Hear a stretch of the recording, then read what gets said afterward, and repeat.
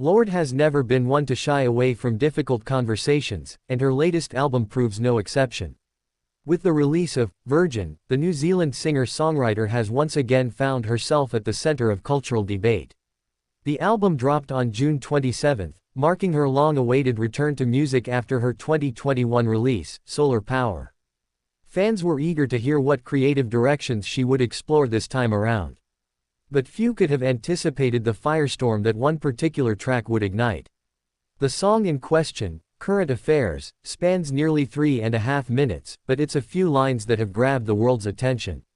In the controversial verse, Lorde references one of pop culture's most infamous scandals, the 1996 sex tape involving Tommy Lee and Pamela Anderson.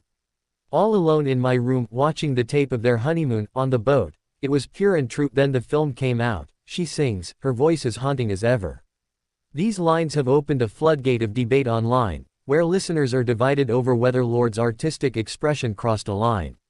Some argue that she's simply commenting on the intersection of intimacy and celebrity, a recurring theme in her work. Others feel she's unnecessarily dredging up painful memories from someone else's life. Pamela Anderson and Tommy Lee's private moments were stolen and exploited without their consent, and for many, that history still feels raw. The backlash has been swift. On social media platforms like X, formerly Twitter, and Instagram, critics have called Lorde's lyrics tone-deaf, irresponsible, and outdated. Supporters, however, point to Lorde's history of examining pop culture's dark underbelly, suggesting that Current Affairs is less a celebration of scandal and more a commentary on voyeurism. The debate touches on broader cultural questions about who gets to tell whose stories, and what responsibility artists bear when revisiting painful public histories. For her part, Lorde has not yet publicly commented on the controversy, letting the music, and the conversation, speak for itself.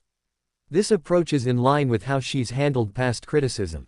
Lorde has always allowed her art to provoke thought and discomfort without rushing to explain it away.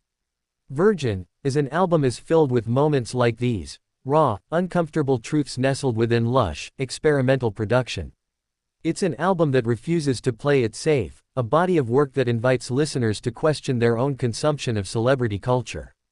Critics have praised the album's sonic ambition but remain split on its thematic choices.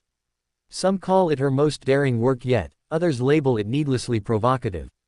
The tracklist of Virgin spans topics from environmental anxiety to toxic fame, making it clear that Lorde has no interest in surface-level pop. With Current Affairs, she taps into the voyeuristic tendencies of a generation raised on leaked celebrity footage and viral scandals. But does acknowledging those tendencies perpetuate them? That's the question listeners are now grappling with. Lorde's career has been marked by such provocations.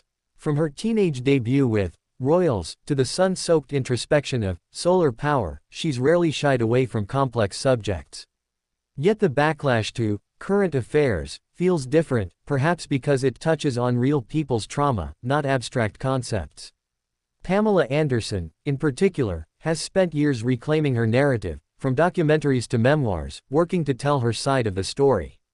For some, Lorde's reference undermines that work. For others, it's a stark reminder of how the media, and the public, consumed that pain as entertainment.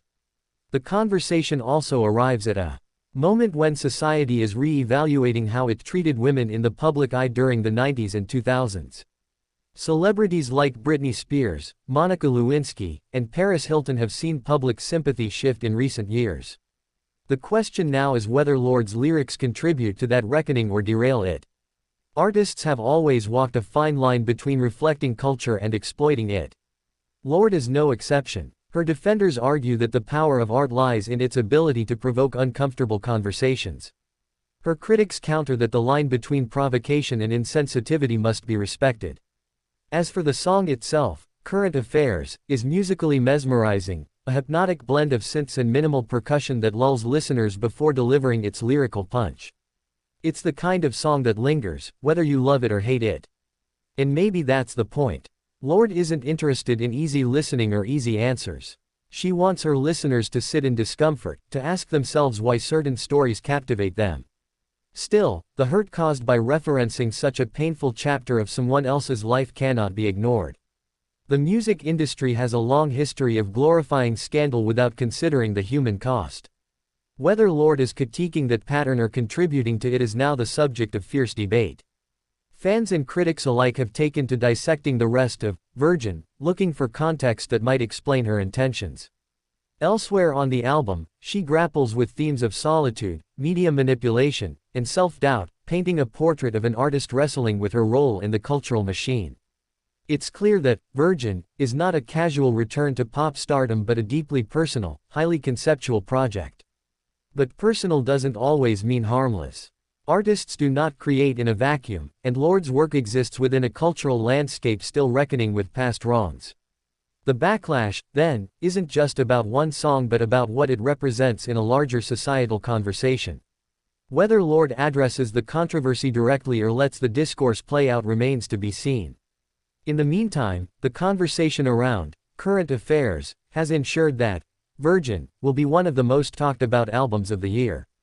For better or worse, Lorde has once again positioned herself at the crossroads of pop music and cultural critique. She has always been a disruptor, and Virgin confirms that her instinct to challenge listeners hasn't dulled with time. But disruption comes with responsibility.